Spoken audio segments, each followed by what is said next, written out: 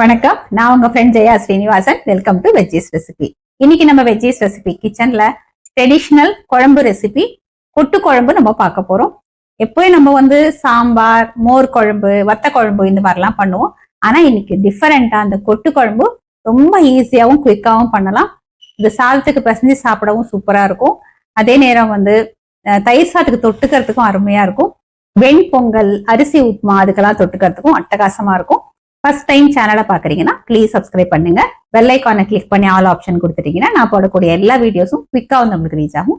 வாங்க டேஸ்டியான கொட்டு குழம்பு ஈஸியா எப்படி பண்றதுன்னு பார்க்கலாம். கொட்டு குழம்பு பண்றதுக்கு ஸ்டவ்ல ஒரு கடாய் வச்சிருக்கேன். 1 டீஸ்பூன் எண்ணெய் சேர்த்துக்கலாம்.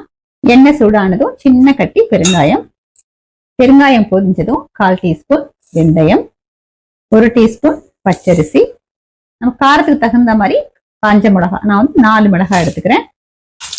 இதெல்லாத்தையும் நல்லா ஃப்ரை பண்ணிக்கலாம். இதெல்லாம் நல்லா வறுபட்டதும் 2 டேபிள் ஸ்பூன் மல்லி, ஸ்டவ் ஃப்ளேமை சிம்ல வச்சுட்டு மல்லி நல்லா வாசனை வர வரைக்கும் வறுத்துக்கலாம்.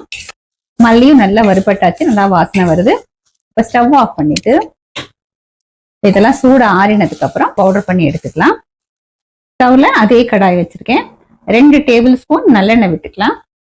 எண்ணெய் சூடானதும் 1 டீஸ்பூன் கடுகு, கடுகு வெடிச்சதும் 1/4 டீஸ்பூன் வெந்தயம், 1 டீஸ்பூன் துவரம் பருப்பு, 1 டீஸ்பூன் கடலைப்பருப்பு, 2 காஞ்ச மிளகா, 1 பச்சை மிளகா, அதை 2ஆ உடைச்சு நம்ம போட்டுக்கலாம்.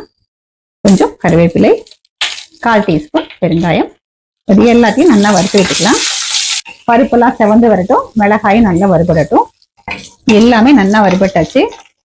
ஒரு கீத்து பரங்கிக்காய், ஒரு அப்ராக்சிமேட்டா 150 to 200 கிராம் இருக்கும்.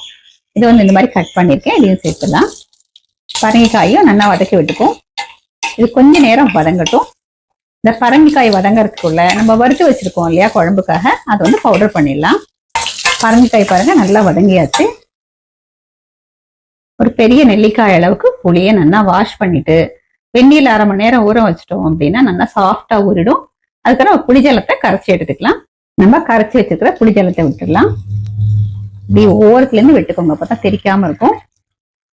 இதுல 1/4 டீஸ்பூன் மஞ்சள் பொடி, இந்த குழம்புக்கு தேவையான அளவு உப்பு.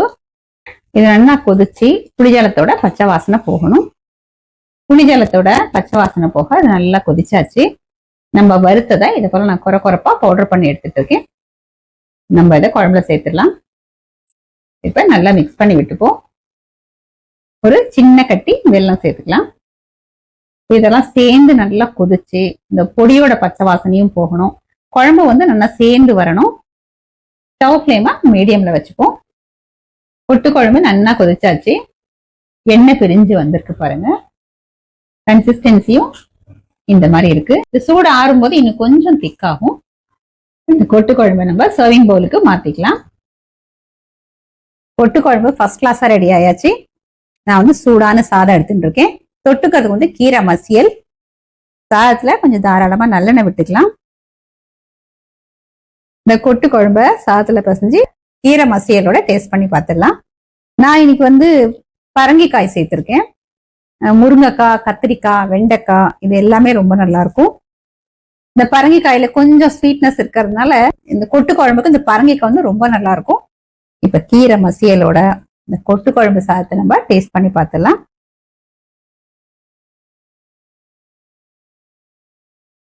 பிரமாதமா இருக்கு.